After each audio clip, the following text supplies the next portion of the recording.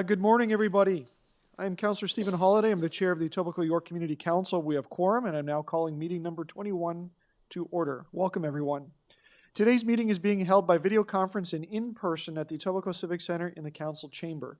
The meeting is also being live streamed online at youtube.com/Toronto City Council Live. Although we may be meeting in different locations today, Community Council would like to acknowledge that the land we are meeting on is the traditional territory of many nations, including the Mississaugas of the Credit, the Anishinaabe, the Chippewa, the Haudenosaunee, and the Wendat peoples, and is now home to many diverse First Nations, Inuit, and Métis peoples. We also acknowledge that Toronto is covered by Treaty 13 with the Mississaugas of the Credit. If you're registered to speak at today's meeting, please listen for me to call your name. I will call speakers in the order they appear on the list. The list of speakers can be viewed online by visiting the Etobicoke York Community Council page at toronto.ca/council and clicking the speakers box for today's meeting. Members, the City Clerk has provided all agenda materials on toronto.ca/council and on CMP, the Clerk's meeting portal. Clerk's IT staff are available to members if you need help with your devices. I also want to remind you to please submit and approve your motions by email. Staff are available at etcc@toronto.ca to help with motions. Are there any declarations of interest under the Municipal Conflict of Interest Act? If you do have an interest, please indicate the item number and the nature of your interest. Seeing none, we will proceed. May I have a motion to confirm the minutes from our meeting on February 19th, 2025? Deputy Mayor Morley moves. All those in favor? Any opposed? That is carried. Thank you, and we'll go through the items.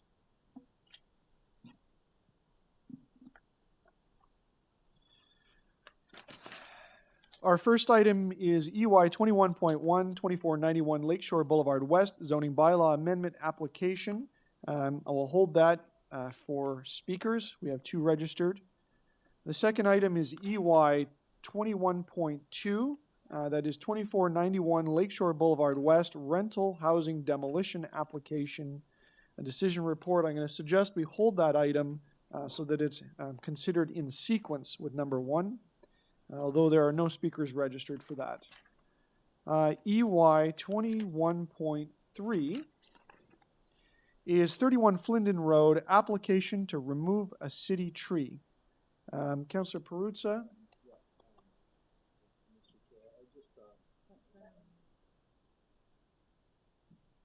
I'm happy to. I think the homeowner finally has an agreement with our city folks regarding the tree. I'm looking at the tree people there, right? We're good. I think we're good. So I'm going to move receipt of the report. Just simple receipt. Sorry? No. So the recommendation is to deny the removal of the tree. So I don't want to deny the removal of the tree. In the sense that I just want to receive the report so that the agreement that the homeowner has with our forestry division can proceed with the driveway as the new design they've resubmitted. Okay, Councillor Perruzza moves receipt. All those in favor? Any opposed? That carries. EY 21.4 is 14 Grasspoint Crescent, application to remove a private tree. We have a speaker, so we'll hold that item. EY 21.5 is 21 Elderfield Crescent, application to remove a private tree. We have a speaker registered. I'm going to advise, though, if the speaker is listening, that I will be deferring the item till at least next day to give an opportunity to have a conversation and have a look at the tree. So I'll ask that speaker can decide to speak today or speak then, but I just would ask them to reach out to me in my office so that we can talk about the case file. The next item is EY 21.6, which is 28 Elmbrook Crescent. How did you vote on that? Request for fence exemption to the Toronto Municipal Code, Chapter 447. Checking with Madam Clerk, that's not a timed item. So I will be moving to allow the fence exemption. So that's a pretty standard motion to allow. All those in favor? Any opposed? That item carries. EY 21.7, changes to the Weston Village BIA Board of Management. Councillor Annunziata. Yes, I'd like to move the recommendation. Councillor Nunziata moves the staff recommendations. All those in favor? Any opposed? That item carries. EY 21.8, 8 to 16 Locust Street, construction staging area. Councillor Nunziata. Yes, I do have a motion. We can put it on the screen. I'm going to defer this to April the 30th. It's my understanding that yesterday the applicant and the homeowner came to a verbal agreement, so hopefully that can happen now to April the 30th. And then when it comes back April the 30th, if the agreement is signed, then I would just move receipt on April the 30th. So that's my amendment. Councillor Nunziata is moving an amendment to defer, and it looks like request a supplementary report. All those in favor? Any opposed? That carries. Madam Clerk, just checking, we don't need item as amended. It's okay. Thank you. EY 21.9 Nordin Avenue, 1156 the Queensway, construction staging area. Councillor Morley. Thank you, Mr. Chair. We're moving staff recommendations. Councillor Morley moves the staff recommendations. All those in favor? Any opposed? That item carries. EY 21.10 Wild Rose Gardens, Creekbank Road, and Blackstone Street, parking and traffic amendments. Councillor Nunziata. I'll move the staff recommendation. Councillor Nunziata moves the staff recommendations. All those in favor? Any opposed? That item is carried. EY 21.11, which is Scott Road accessible parking. Councillor Nunziata. I'll move the staff recommendation. Councillor Nunziata moves the staff recommendations. All those in favor? Any opposed? That item carries. EY 21.12 Pritchard Avenue accessible parking space. Councillor Nunziata. Move the staff recommendation. Councillor Nunziata moves the staff recommendations. All those in favor? Any opposed? That item carries. EY 21.13 Thistledown Boulevard parking amendments. This is Ward 1. Councillor Nunziata, you have carriage for this? So I'll move the staff recommendation on behalf of Councillor Crescent. Councillor Nunziata moves the staff recommendations on behalf of Councillor Crescent. All those in favor? Any opposed? That carries. EY 21.14 Aberfoyle Crescent temporary taxi stand relocation. Councillor Morley. Thank you, Mr. Chair. Moving staff recommendation. Councillor Morley moves staff recommendations. All those in favor? Any opposed? That item carries. EY 21.15 37 Advance Road and 212 to 216 Norseman Street encroachment agreement. Councillor Morley. Thank you, Mr. Chair. I believe this one we moved to receive this, I believe is technical in nature from staff. Madam Clerk, is there just moving staff recommendation or move to receive? Can you confirm? Yeah. No questions. Happy to move adoption of this item. Councillor Morley moves the staff recommendations. All those in favor? Any opposed? That item carries. EY 21.16 151 Elmcrest Road designation of fire routes and amendment to Chapter 880 fire routes. That's Ward 3. I'm okay to move staff recommendations. All those in favor? Any opposed? That carries. EY 21.17 220 230 Woolner Avenue designation of fire routes and amendment to Chapter 880 fire routes. Councillor Nunziata. Yes, I'll move the staff recommendation. Councillor Nunziata moves the staff recommendations. All those in favor? Any opposed? That item carries. EY 21.18, that is 2450, 2460 Weston Road, designation of fire routes and amendment to Chapter 880 fire routes. Councillor Nunziata. Move staff recommendation. Councillor Nunziata moves staff recommendations. All those in favor? Any opposed? That item carries. EY 21.19, Subway Crescent, speed limit reduction. We'll hold that item for speakers. EY 21.20, which is reopening of item EY 17.17 Windsor Street and Buckingham Street, pay and display parking. We need to, checking with the clerk, do we need a motion to reopen first? We just adopt the recommendations. So there's recommendations before us from Councillor Morley. All those in favor? Oh, Councillor Morley, you're moving your recommendations. All those in favor? Any opposed? That carries. Madam Clerk will just check, are there any items to add? No new business. Okay. So back up to the top of the list, we are going to the first item with speakers, EY 21.1, 2491 Lakeshore Boulevard West, zoning bylaw amendment application, decision report. Our first speaker is Mike Deverell. Is Mike here or online? Good morning, Mr. Deverell. Welcome to the Etobicoke York Community Council. If you could come up to the top here to the microphone. Just make sure that's on. Welcome. Testing 1, 2, 3. Very good. You sound great. You've got 5 minutes. Please begin.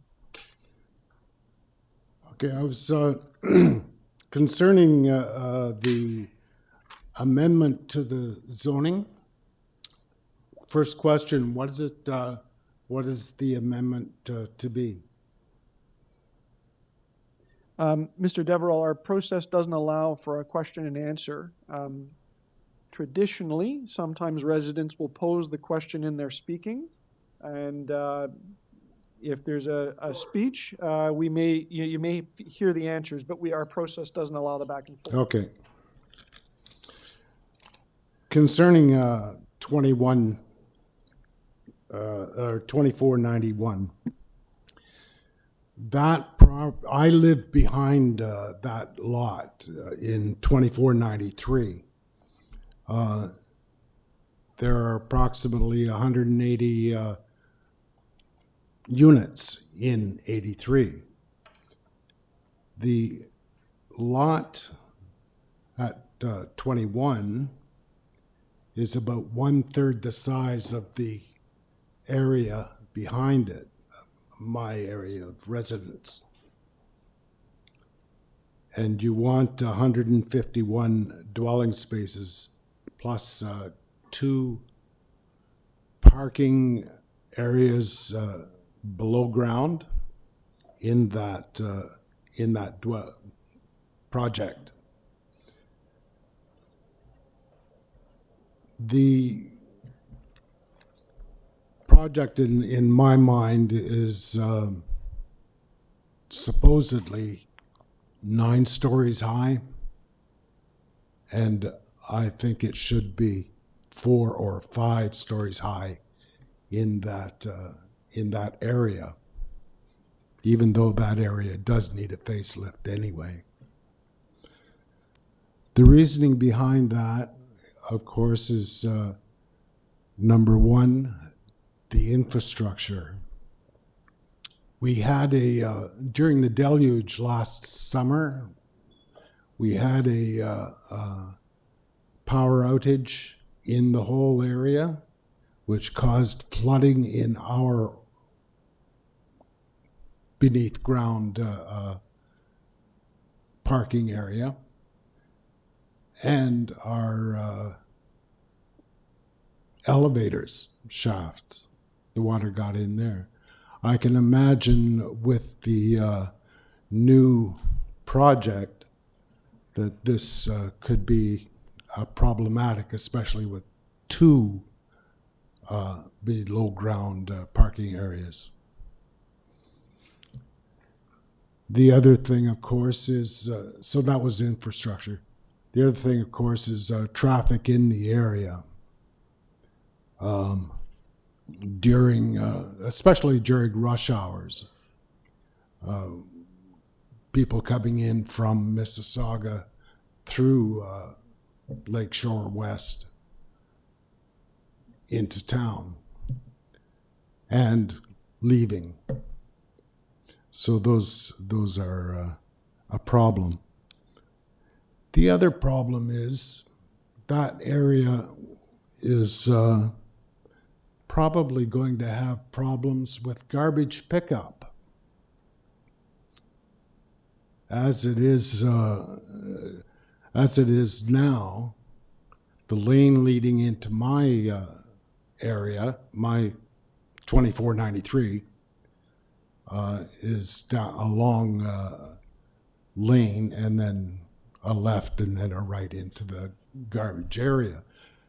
The garbage area for 2491 at present is a very narrow lane back in behind the building to their garbage area. I can imagine a larger building in that area would cause some problems as far as garbage pickup. So I'm worried about the height restriction.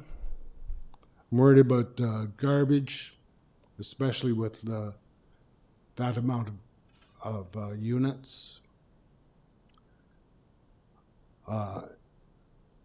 traffic. The mid-rise height restriction in 2019 was to be 29 meters. And that was an amendment from 2013.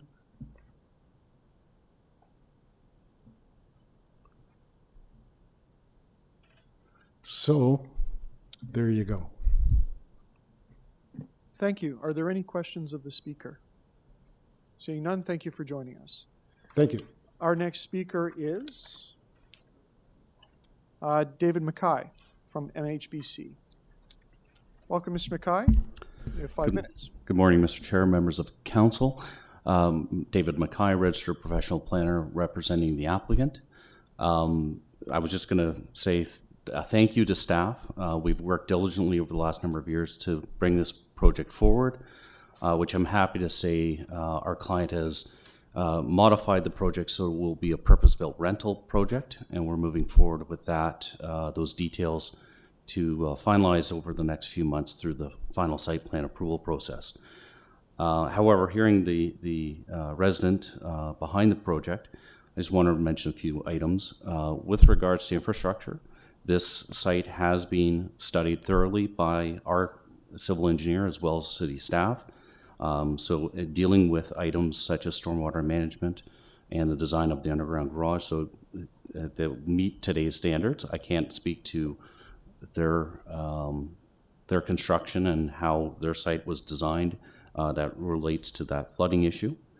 Similarly, traffic has been thoroughly studied on this. In terms of garbage pickup, the site has been redesigned from what it is today to have the garbage within the building, underneath, and it properly designed to meet city standards, both in terms of the size of the garbage rooms as well as the maneuverability of the trucks within the site itself, so that they enter and leave in a forward motion. And lastly, with regards to the height, the building is 29 meters, as was settled with the city prior to this through the MIBCO on the lake secondary plan. We are adhering to that and the very strict restrictions of the special policy that applies to this property. So there's nothing untoward in terms of the density or the proposition before you today. And as I said, it will result in a purpose-built rental building as well as an expansion to the adjacent park. So with that, I'd be happy to answer questions that council may have. Thank you. Thank you. Are there any questions? Councillor Morley. Good morning. Thank you for joining us, and thank you for touching on some of those clarifying questions, because I was going to advance them on behalf of the previous deputant around adherence to the secondary plan there on the site, as well as the 29-meter respecting that height as well. So appreciate that. My question for you, you mentioned about expansion to the park at Amos Waits. Yes. I am interested today in moving a motion just to ensure we have ongoing conversation. There's a little stretch of the park that comes out by the property sort of in a weird way behind one of the plazas in between where the square is. And I just wanted to confirm if you and your client are open to discussions with the city in terms of the design elements of how that park and the future building work together. So as shown on diagram 4 of the bylaw, that area along on the, I always get screwed up with the directions in this area. It's so north, like north yeah. of the building is being dedicated directly to the city as part of that park addition. Okay. And obviously the ultimate design will be in the hands of city staff, but we'd be willing to work with staff and yourself in terms of any design elements or integration between the site and that parkland dedication on an ongoing basis. That's fantastic. Thank you so much. Those are my questions. I'll make a quick remark afterwards. Thank you, Mr. Chair. Thank you, Deputy Mayor Morley. Are there any other questions of the speaker? Seeing none, thank you for joining us. Thank you very much. I'll ask, are there any other speakers that may not be on my list on this item? Seeing none, questions of staff. Deputy Mayor Morley. Thank you. To the staff, good morning. and thank you for joining us. I just wanted to get a little bit more clarification on the park dedication piece and the opportunity therein to work collaboratively with the owner applicant to come up with a good design solution on that site. Good morning, everyone. Through the chair, yes, there will be an ability. We have made a slight modification on the text that is being proposed, and it is for consideration. Great, and you're okay with the revised text as is? Yes. Motion, great. Thank you so much. Appreciate your work on this. Thank you. Thanks, Councillor. I just would like to take a moment to ask a question, so don't go too far for that. May I pass the chair, please? Vice Chair?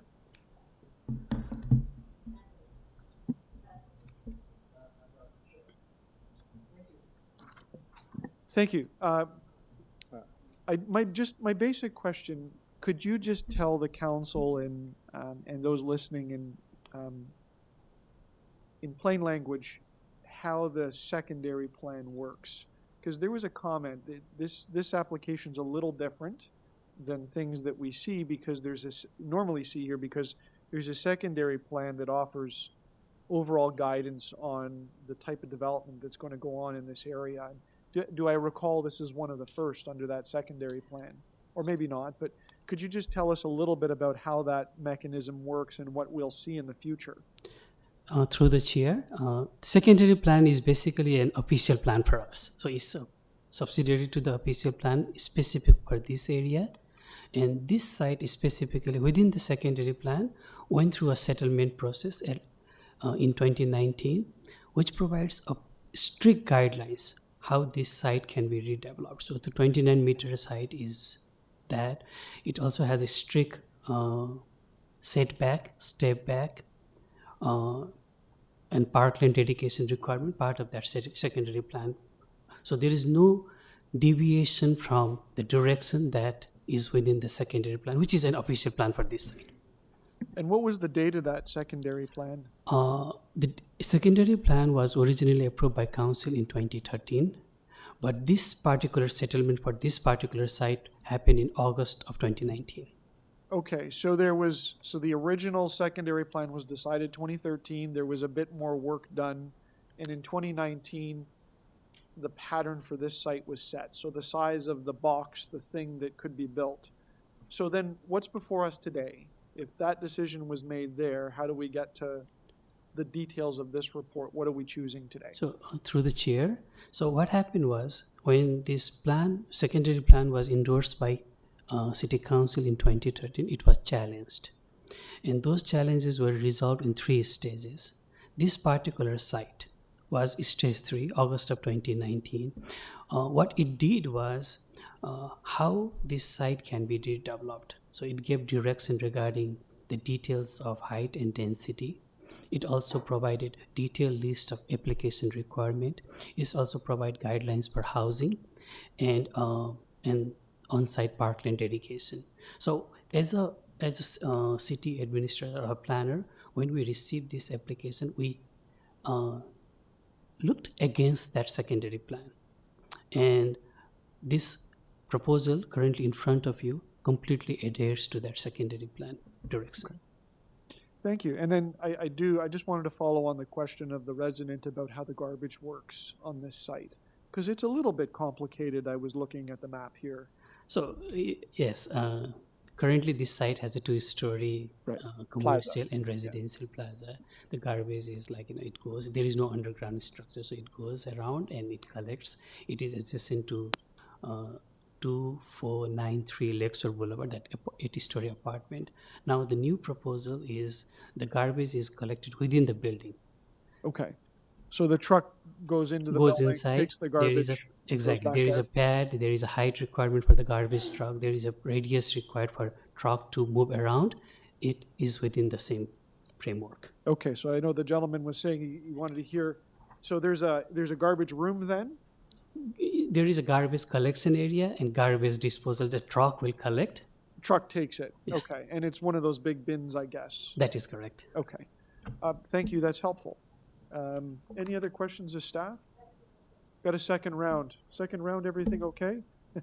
We'll run. Go ahead. Thank you. Just quickly, and thank you, Mr. Chair. You jogged my memory on the other piece I wanted to clarify was around the flooding and the requirements for new buildings to mitigate, water runoff and those pieces. Can you just speak to what is required and how do we ensure as a city through the planning process that new applicants and new builds are responsible for managing any additional impacts of their site specific to water runoff and So flooding? through the chair, thank you for that question. I have my colleague from engineering. Would you like to join? Great, thank you. It's very top of mind for many residents as we expect a big rainstorm coming up. Thank you. Hi. So the way stormwater management works is that there's a capacity limit for the sewers in the area. So we limit anything that falls off the site to the 2-year storm, and we hold up to the 100-year on site. So there's usually big tanks underground, or they can do rooftop control or green roofs. In this case, I don't know exactly what it was, but we looked at that and we made sure that that is not an issue. New developments, we really make sure that there's no flooding. And even the way the site is graded, we make sure that any lakeshore runoff wouldn't come onto the site. And so I am not concerned about any flooding for this site. Thank you. That's very helpful. Thanks very much. Thank you. Are there any further questions? Seeing none, members of council to speak. Deputy Mayor Morley. Yes, thank you, Mr. Chair, and thank you, Mike, for joining us, Mr. Deverell, for taking the time to share your feedback. I do want to just acknowledge the good and hard work of staff as well as the applicant on this file. This was one that we did inherit when I came into office, but believe it or not, I was around way back when the secondary plan for Mimico was being established. And so it's really wonderful to see an application that is completely adherent and very respectful of that secondary plan, which was largely driven by community interest as well as obviously working with staff. So there is one little area here that we've been wanting to address. It was mentioned just north of the site. There's a small portion of the park that we're looking to provide some improvement, which will be abutting and adjacent to this new building. So I do have a motion here just to direct the Executive Director of Development Review in consultation with myself and the General Manager of Parks and Recreation to commence discussions with the owner for any in-kind community benefit charge contributions for above base rate improvements for the on-site parkland dedication and report back to council. Appreciating there's a lot in this that's wonderful and always wanting to push a little bit more to secure good things for the community as we build and grow. So I hope my colleagues will support me on that motion, and we're very excited to see this project moving forward. Thank you, Mr. Chair. Thank you. Are there other members wishing to speak? Seeing none on Deputy Mayor Morley's amendment, all those in favor? Any opposed? That carries. And on the item as amended, all those in favor? Any opposed? And that is carried. Members, you'll recall that I held the EY 21.2, which is the same address, 2491 Lakeshore Boulevard West, rental housing demolition application, decision report. That was simply held for logical reasons, that we would process the first application before considering the second. Are there any questions of staff on this item? Seeing none, Deputy Mayor Morley.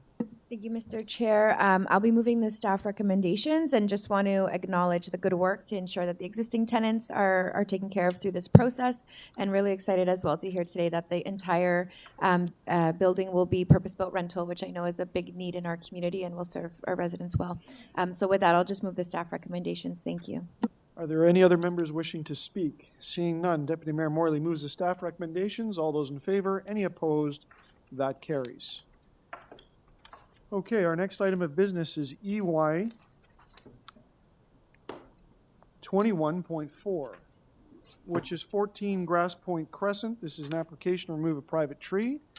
In Ward 2, we have we have a speaker, a member of the public, Fortunato Risotto.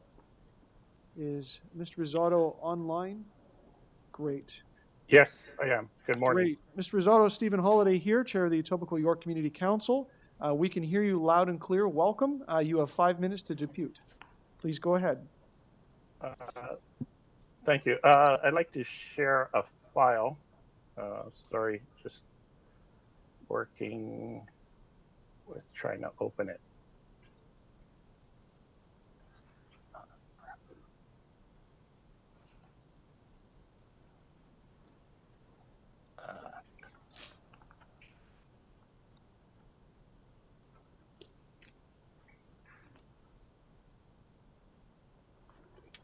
Can you see my screen? Can you see the file? Unfortunately, we cannot.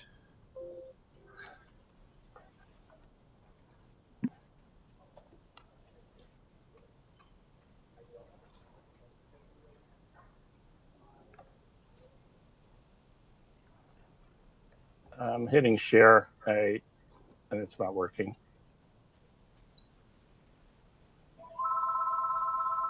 So the clerk advises me that you have the permission to share. Hopefully on your screen you see a little button that says share or something on the menu that says share. Yeah, I'm clicking the button and it's not doing something and not doing anything unless you can see my screen now.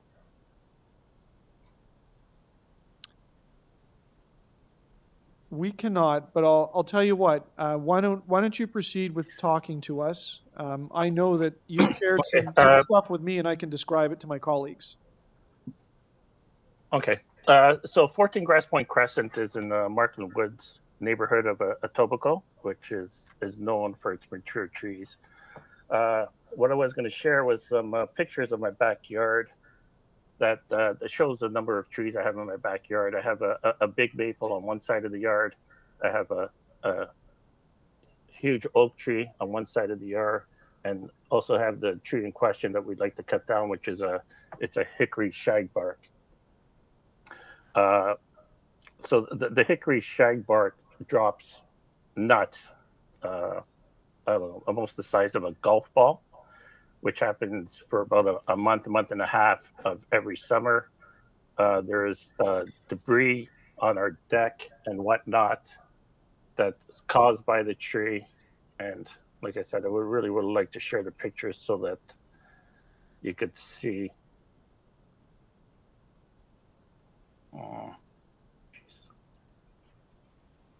So you can see the size of the nuts and whatnot. We love the trees. That's the reason we moved into the neighborhood, was for the trees. It's nice sitting on the back deck. This tree stops us from sitting on the back deck. There's huge nuts that fall that people can get injured with. There's such a fear of getting injured by the nuts. Our dog passed away last Christmas, but we couldn't let our dog in the backyard because it would get hit by nuts. We can't have barbecues or people over for most of the summer because of the debris that's falling from the tree, because of the large nuts that fall. There's quite a bit of a mess that's made that has to be cleaned up on a regular basis. It just hinders the use of our backyard. And like I said, I was going to show the pictures showing that the size of the nuts. Councilman Holiday has seen the pictures. I don't know if you can speak to them, but the pictures were going to tell most of the story. So the reason we want the tree cut down is because the safety of the nuts falling. We can't use the deck for a good 1.5 months of the year. Like in the report from the Urban Forestry, the director of Urban Forestry put the report for action. Like, he actually mentions in his report that trees improve physical and mental well-being, reducing blood pressure, decreasing stress levels, and promoting physical activity. And this tree stops us from doing that in our backyard for a good portion of the summer. Like, trees are there to relieve stress. We love trees, and if you can see the pictures, it looks like a forest in our backyard. But this tree's stopping us from using the backyard like we'd like to use it. We can't sit on the deck. You go outside, there's a fear of getting hit by nuts. Even barbecuing, we restrict our barbecuing in the summer just because of the falling nuts. Like I said, the pictures would show 1,000 words, but for some reason I'm getting a circle going here. The pictures are not loading. Sorry, are there any questions? Mr. Risotto, thank you for your deputation. Good news, I was able to rescue the pictures from my email and sent it to the clerk, so I'll show them to my colleagues when I speak in a moment. I just wanted to Perfect, know if there thank was you. any other key points you wanted to let community council know about your situation and about your experience. I believe I covered it all. Like it's just the health risks of the falling nuts. The nuts are big. The lack of being able to use the backyard. Like the report says, for relieving stress, for sitting in the backyard, for relaxing, we can't do that. And if you could show the pictures, that'd be great. I think it would speak volumes. We have a lot of trees in the backyard, shade. It's beautiful. I'm a person that prefers shade to sun. I wanted the trees. That's what attracted us to the house in the first place. But like I said, we can't use it the way we'd like. Thank you, Mr. Risotto. It's our process to allow me to ask you a couple of questions. I'm going to ask you a couple of questions, Sure. if that's okay with you. My Yes, first ahead. question is, how many trees do you have in your backyard right now? In my backyard directly, there's 3 trees. There's an oak, a large oak, the hickory tree that we'd like to cut down, and a maple tree. And the hickory, Directly in my backyard, but there's multiple trees in the neighbors' backyards as well. the hickory tree and the oak, how close together are they? 5 feet at the most. Right, okay. The picture shows it. And how close are those to your deck? Touching the deck. Both of them, okay. And so. Both of them, yeah, both of and them actually and lean your- up against the deck. Your main concern is the nuts that fall off of the tree throughout the summer? Yes. Okay. That's all my questions. Did any of the other members of Community Council have any questions for you? Councillor Peruzza wants to ask you a question. Go ahead, sir. Just to get a sense, more or less, how old is this tree? I don't know trees. It's pretty big. It's got to be 40, 50 years old. I believe it was like 46 centimeters in diameter. Yeah, and this is not the first time it's produced the nuts, right? Like they've been producing those No, nuts it's for not. 40 or 50 years, right? Yeah, but Right. the nuts are bigger now. So, like I said, I'm a tree person. I'd like to have the trees there. When we first moved into the house, the kids were younger. We spent less time in the backyard actually because we were going on vacations with the kids.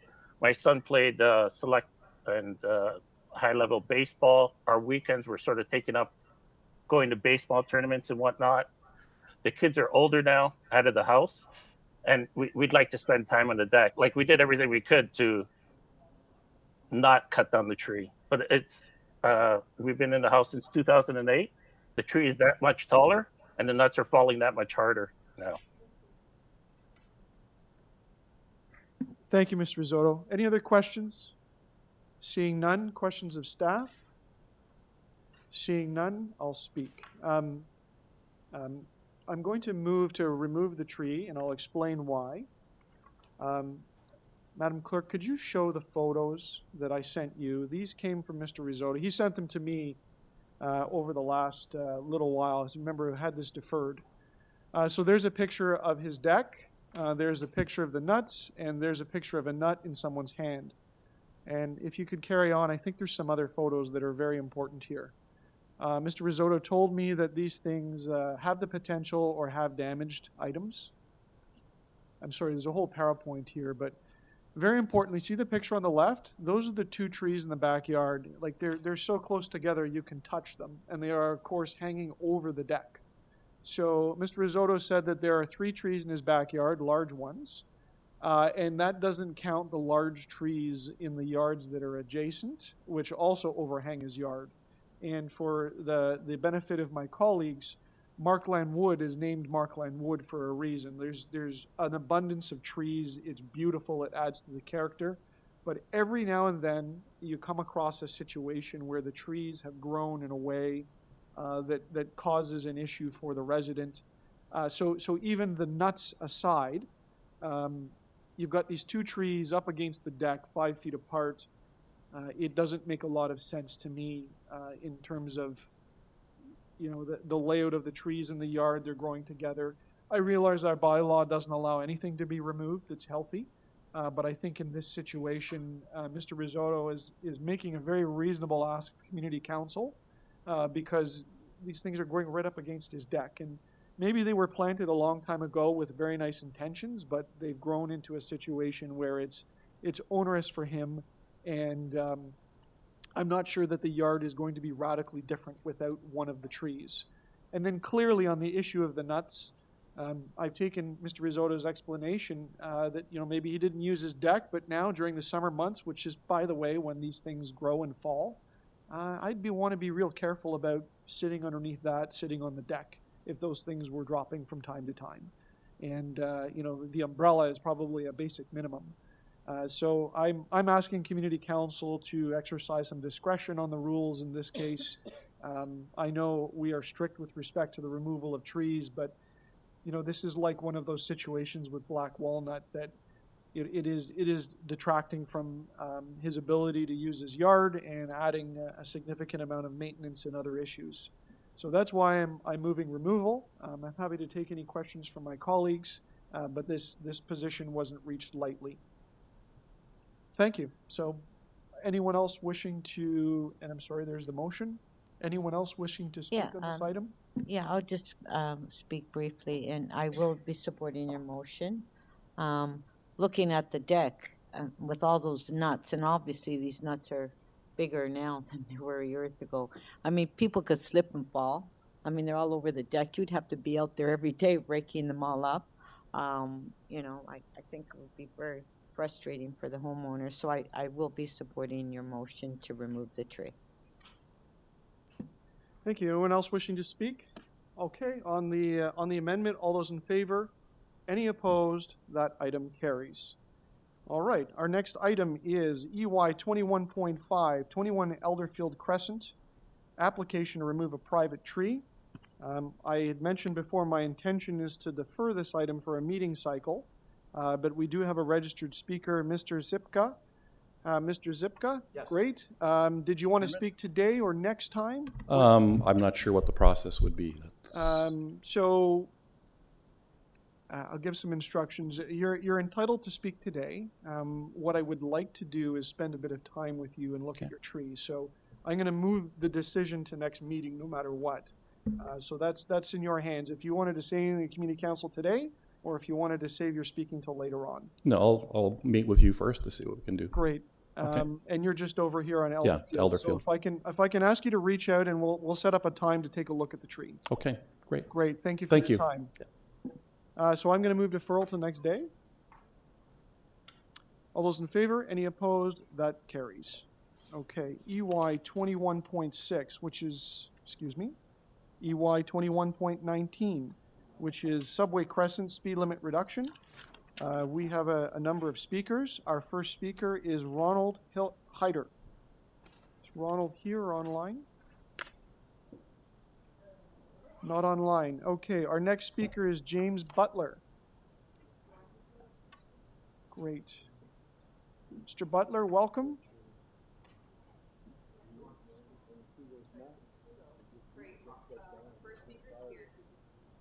Oh, Mr. Hyder.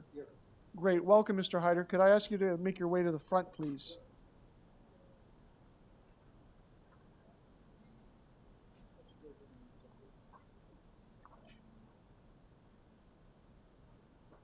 Welcome, Mr. Hyder, to the Etobicoke York Community Council. You've got 5 minutes to speak. Please go ahead. Thank you, Mr. Chairman, and thank you for the councilor's attention to our problem at Subway Crescent today. I have written to the committee, but I would like to highlight a couple of points on the communication that I sent yesterday. I've been a resident at 101 Subway since the late 90s. I, with my partner, we own the condo in which we live in and a rental in that unit. Since this became a problem, that is to say the moving of My Way transit buses from Islington Subway to Kipling Subway. I've taken an active interest in it. I've virtually attended every meeting on this subject that has been held for the public's benefit. Two of those meetings I'd like to just quickly make a note of. One was the first meeting. And as I was sitting with some of my neighbors and we're looking at the site plan for the development, which was then to be right next to Auckland Road, not where it is now in our front yard, we couldn't find where there was taxi parking. So we asked the question during the question and answer period, and the speaker or the chair said, well, it's right, I don't see them there, and then called upon the staff member who drew up the site plan, and he took a look for them. And after an extensive search, he said, we'll have to have a look and redesign it around the taxi stand. The other one was a review by professionals at City Hall. This is where there are 8 to 10 urban planners, traffic managers, whatever discipline is necessary to put one of these structures into place. Each of them made a presentation. What was interesting about that meeting, the development as then presented was turned down as an unsatisfactory development to be put there. One of the professionals, I don't know whether he was a landscape person or an urban planner or whatever, said, I'm only glad that I don't pick my mother up at Kipling Subway Station. He said, because given the plans that I see before me, she would get lost and I would never find her. So this is a facility that has not been well looked after as far as I'm concerned. In the 30 years that I've been at Subway Crescent, the advent of this new terminal has brought great disruption to our community. You have to think about your own facility, your own home, and how would you like 500 buses going down your street and parking in your adjacent property to where you are, and then another 500 coming out. I know there were problems putting this together because of Ontario Hydro and the lines that forced its current position where it is right next to Subway Crescent. We've done extensive review of this by a number of us, some of them which are here today. Let me give you one count. Between 12 o'clock on a weekday and 6 o'clock in the afternoon, there were 279 people who entered that facility through the driveway or another side entrance. 500 people a day, that's almost, when you take a lower account for the weekend, you're talking about 3,000 people illegally entering that facility. So as to the speed limit, I would like to see it at least 25 and not, if not 20, though I would certainly support the 30 and hope that we can do something later. There are other things that we, I noticed the time. There are other things that we need to have done and which may need this council's approval, and we're working on that, and we hope that we might have the support of the councillor for us on that. And I thank you for your time. Thank you, Mr. Hyder. Are there any questions of the speaker? Seeing none, thank you for joining us. Thank you, sir. Our next speaker is James Butler.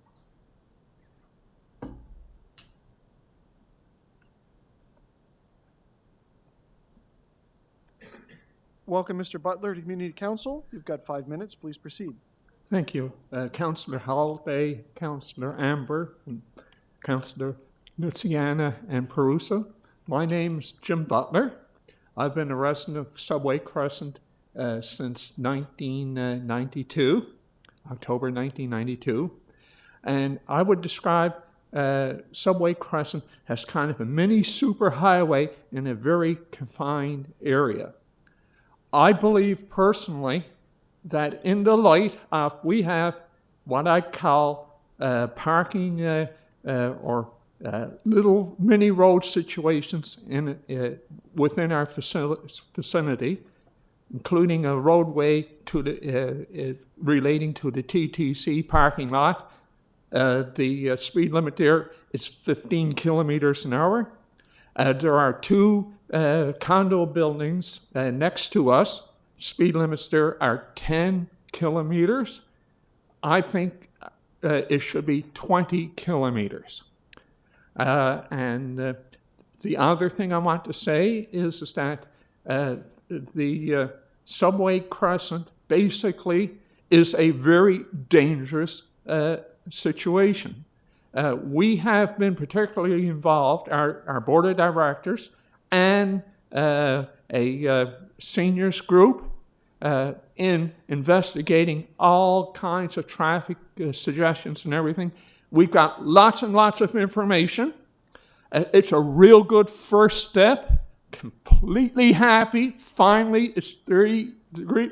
And I wish that all the other 40s would be 30s rather than the 40s. Particularly, it's really bad near Farm Boy.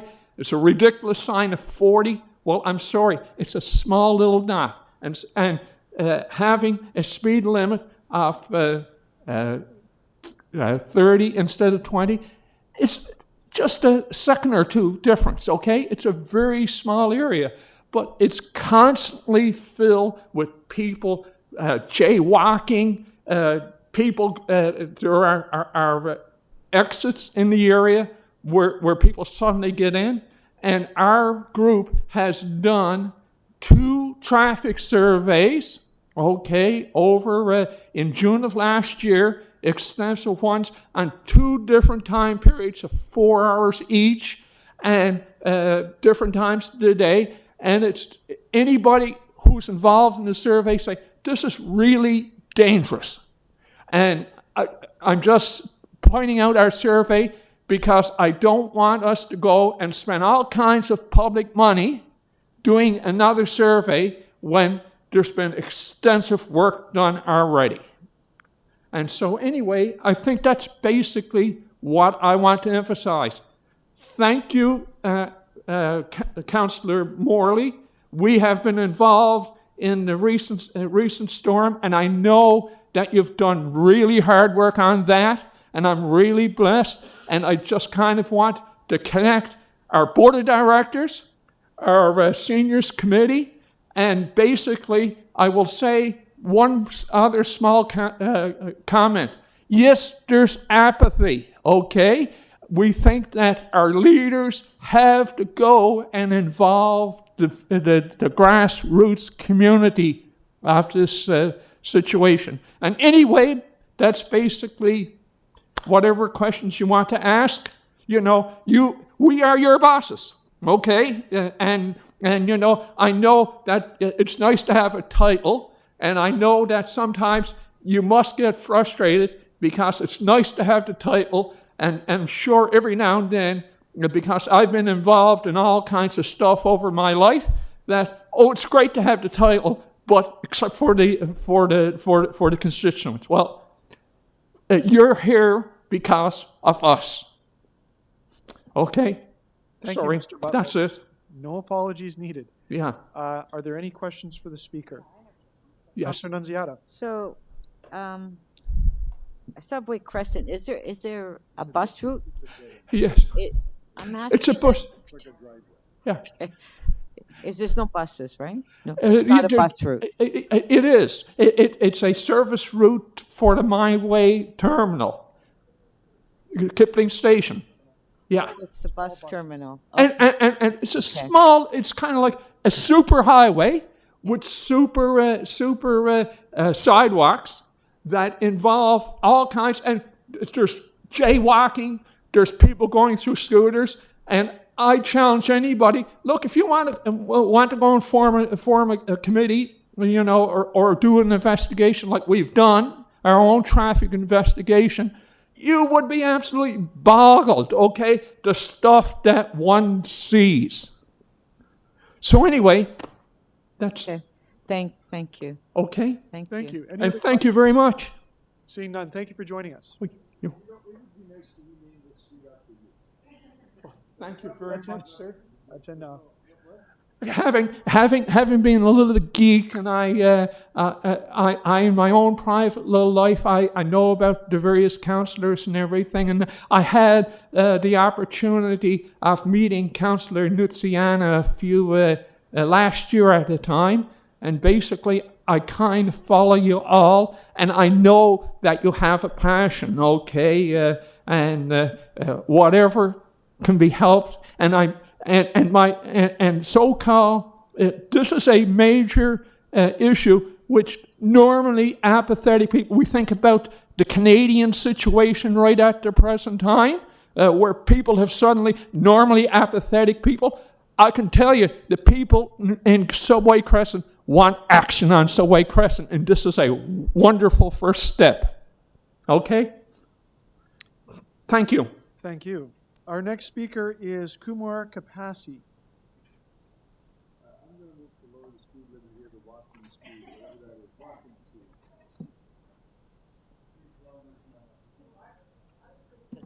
Welcome, Mr. Kapasi. You have 5 minutes. Yep. Good morning, Honorable Chairman and members of the Council, even in EY Council, and ladies and gentlemen. Further to my colleagues, my neighbors in the same community at 101 Subway Crescent, I have to add a couple of points for your consideration. One is Subway Crescent, this 101 Subway Crescent, that is the Kingsgate community, is the only condominium, residential condominium in the entire street. And we have about 304 units occupied by nearly 700 to 800 people. This itself is like, apart from the vehicular traffic that is generated from the building, by the building, we also have so much of pedestrian traffic. Apart from this, now with the new building coming up or approved to come up at the corner of Dundas and Subway Crescent, which is supposed to be a 50-storied building with more than 600 units and 130-odd parking spots. Not only the number of vehicles, I'm not worried about the vehicles because those vehicles are not going to come into the Subway Crescent, but the number of people who will be occupying those 600-odd units, that will increase the pedestrian traffic on Subway Crescent drastically, phenomenally. And that's one concern that really needs to be borne in mind. It's not now a present concern, but it will once the building is a reality. The other point about the speed limit, I support the views of my two previous speakers and my friends, Ron and Jim, to reduce the speed limit definitely from 40. My recommendation or suggestion would be to reduce it to 20. The speed limit within the bus terminal is, for the buses, it's 15 kilometers. They can't drive faster.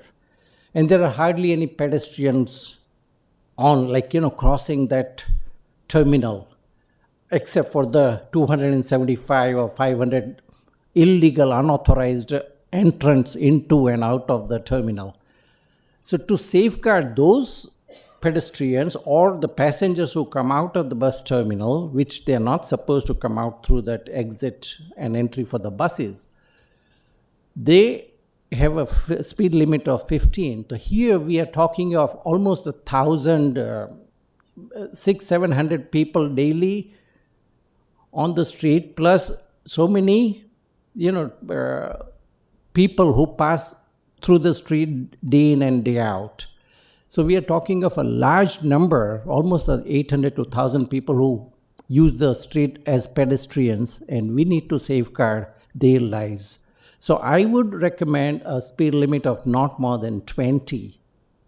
At the worst, it can be 25, because the street is so small, it's just about 200 meters. Like on the other side, like, on the northern end of Dundas, straight out of Subway Crescent, we have Poplar Avenue, which is, say, almost 2.5 or 3 times as big as Subway Crescent.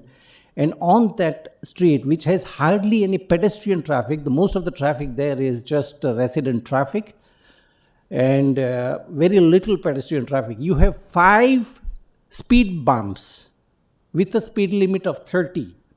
Here we are talking of just no speed bumps and a speed limit of 30 on a 200-meter stretch of the Subway Crescent. So my recommendation would be to reduce the speed limit not to 30 but to 20. And also, if possible, I don't know whether at least one speed bump on each side, because a lot of vehicles just dart into Subway Crescent from Dundas, and that makes it very risky. And there is, people coming, traffic coming from both sides. Those going west who want to turn, those who going west turning into Subway Crescent, and those going east also turning into Subway Crescent. So there is a little kind of, and there is a very small, it's just a 1-lane, 2-lane street.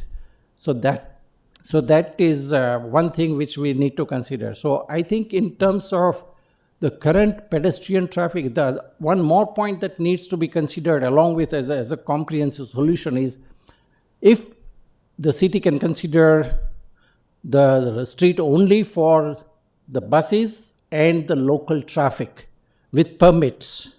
All the residents of our building can have permits to drive through the street. No other private vehicle can be allowed, because there are lots of unauthorized vehicles which are parked waiting for passengers to pick up and to drop off, and they block the traffic too.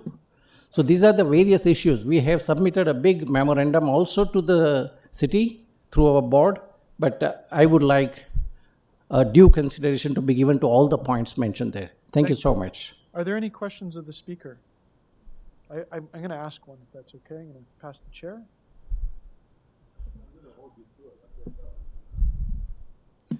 Mr. Kumar, could you just tell me a little bit about who uses the road?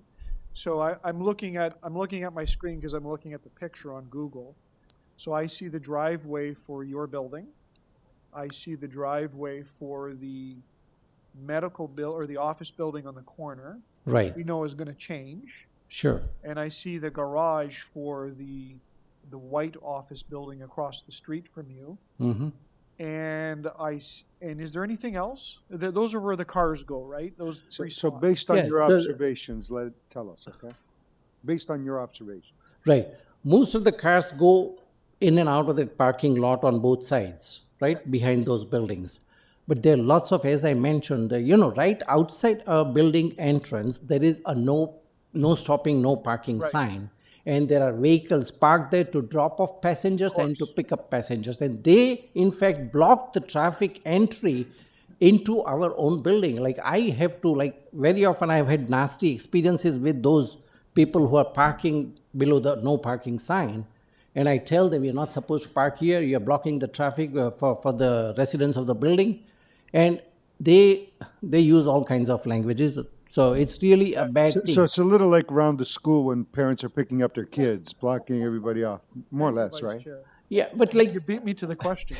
so except for the school buses which stop there, we have, I think, a strict monitoring of that the parking should be done. Whether you issue tickets, the other thing which would prevent, there's a big sign about entry into the terminal. No pedestrian can enter the terminal through the gate, and the fine of $1,000 is mentioned there. Just make one day and let them collect the fine. They'll collect more than $200,000 in a day. Thank you. Okay, thank you so Did much. you get your answer, then? Mr. Capassi. Right, Thank you. back to you. Thank you, Vice Chair. Our fourth speaker is Gerardo Gonzalez.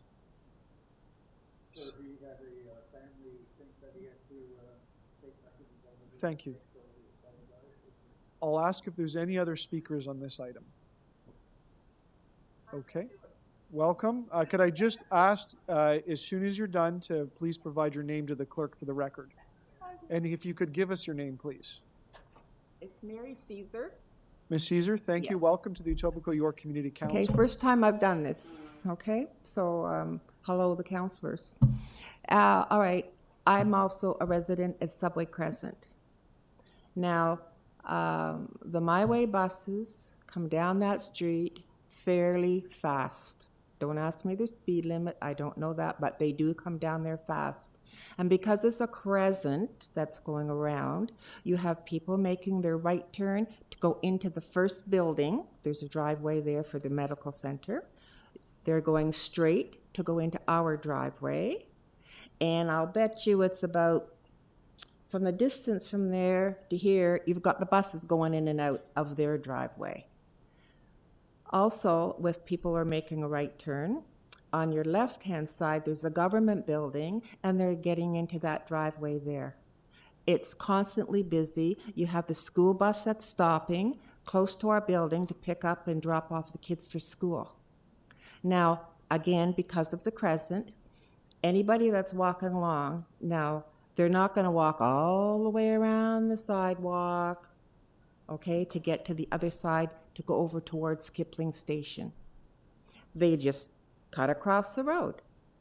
So therefore, when the My Way buses come in, do they all stop? Not necessarily. It's like a accident waiting to happen.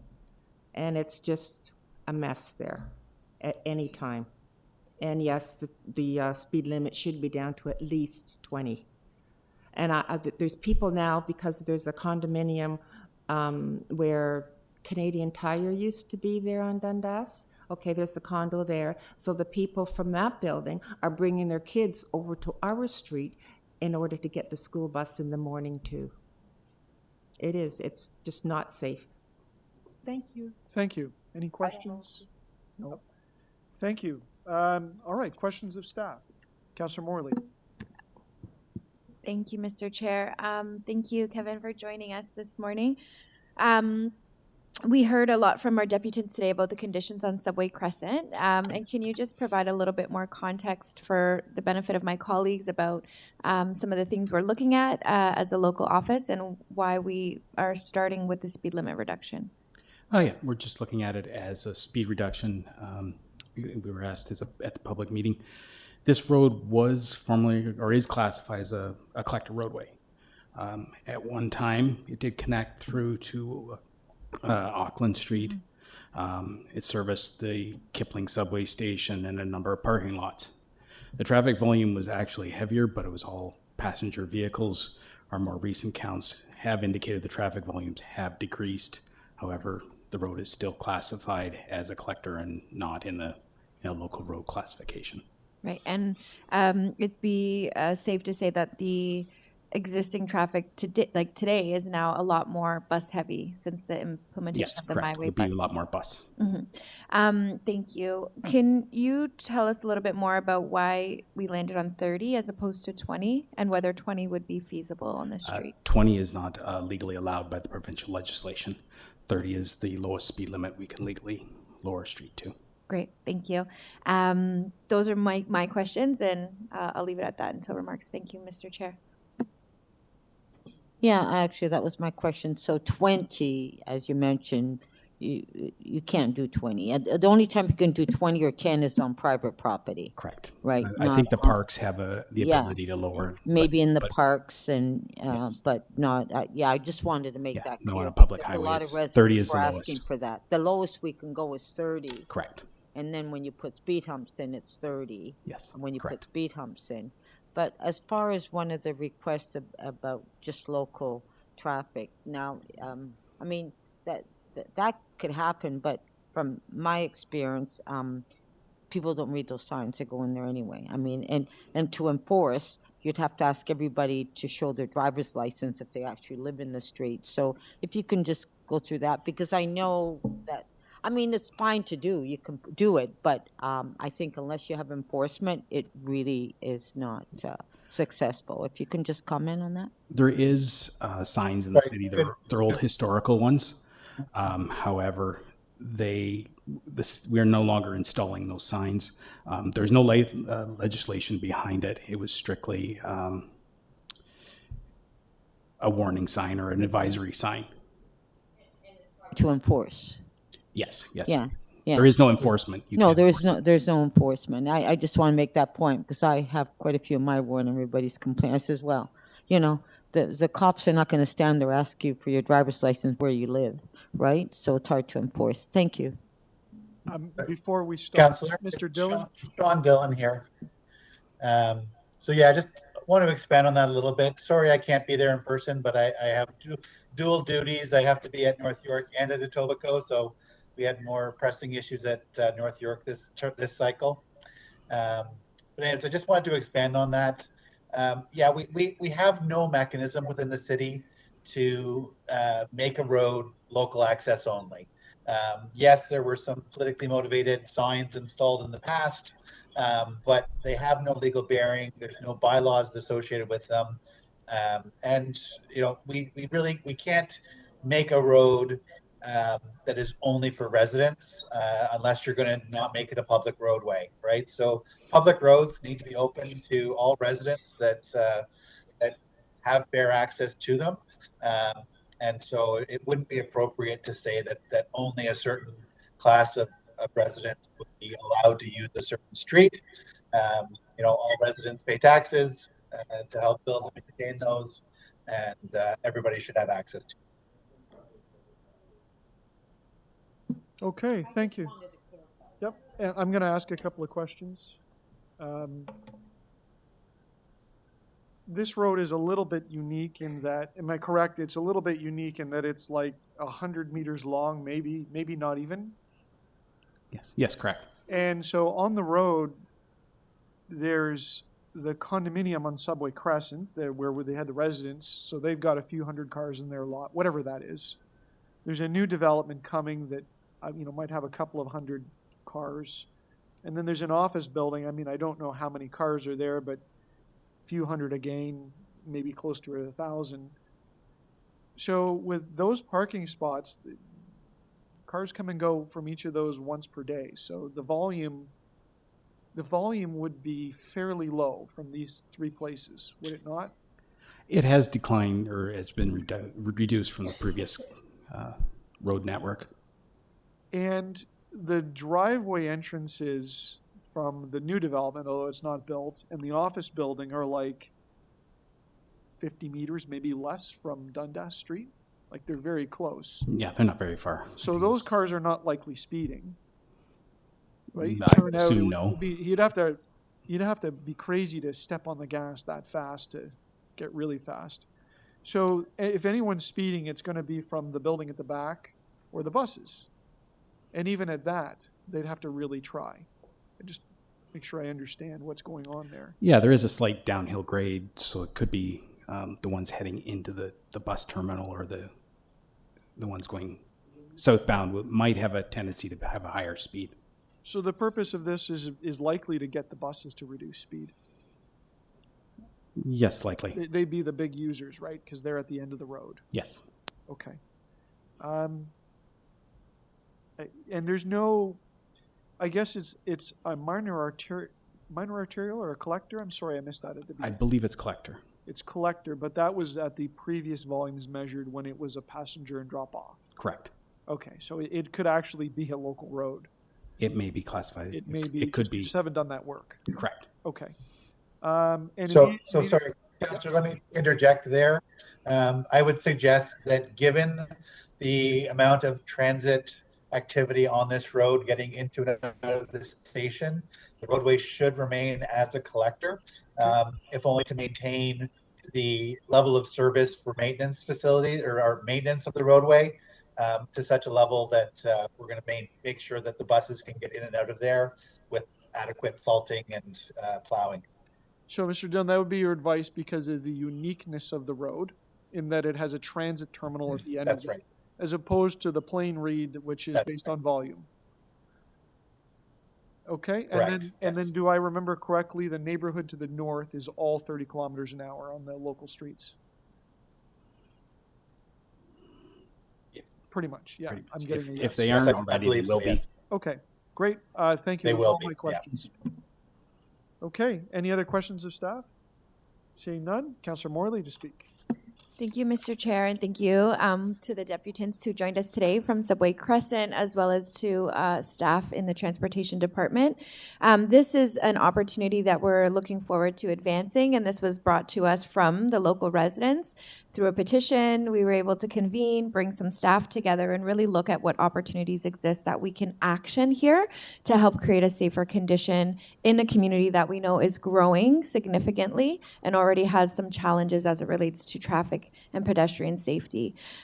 So this is one of those options. I know where there's a whole suite of others that we're currently looking at. One of the recommendations was also around some kind of a crosswalk. We know jaywalking is an issue, but because of the unique nature of this street and how short it is, there are some options that are just off the table. And thanks and acknowledgement to my colleague, Councillor Nunziata, for highlighting some of the real challenges around local only and why that's not really a tool that we'll be able to utilize here. But I think this reduction in speed is a really important first step, and really, again, grateful for the leadership of the residents there and for the support of our colleagues, and look forward to moving forward the recommendations in my letter here today. Thank you. Anyone else wishing to speak? Seeing none on the recommendations before us, all those in favor, any opposed, that item carries. Before we go, there are going to be some bills, but I think there's a bit of business. We have to reopen and reconsider an item. Yeah, so I have to reopen EY 21.13, which is in Councillor Crescenti's ward that I moved earlier. So Councillor Nunziata moves to reconsider item EY 21.13. All those in favor? Any opposed? That carries.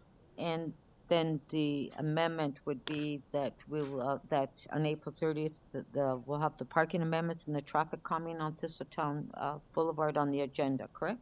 So it's being deferred. The motion is deferred to April 30th, 2025, which is the next meeting. Yeah, wasn't that the original one? Oh, no, it wasn't. No. Okay, sorry. Thank you. So all those in favor of the deferral? Any opposed? That item carries. Madam Clerk, I'm just checking we've completed all of the items, so we have bills to move. May I have a volunteer for the first one? Deputy Mayor Morley, go ahead. Thank you, Mr. Chair. Happy to move that bills 256 to 261 prepared for the April 2nd, 2025 meeting 21 of the Etobicoke York Community Council be declared as bylaws and passed subject to section 226.9 and the City of Toronto Act 2006. On the motion, all those in favor? Any opposed? That carries. Second item, volunteer. Deputy Mayor Morley. Sure, that confirmatory bills to confirm the legislative proceedings of the Etobicoke York Community Council acting under delegated authority at meeting 21 on April 2nd, 2025 be declared as bylaws and passed subject to section 226.9 of the City of Toronto Act 2006. All those in favor? Any opposed? That carries. Madam Clerk, confirming that is all the items of business, and so therefore we are adjourned. Thanks, everybody.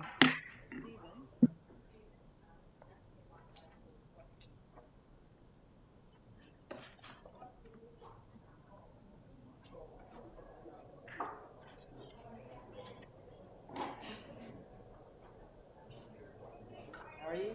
Good. No, that's okay. I'm here anyways, right? So we're setting up you're welcome to come down. We want to talk to you about the 2026 Sewer Plan, hear about where you'd like us to focus in your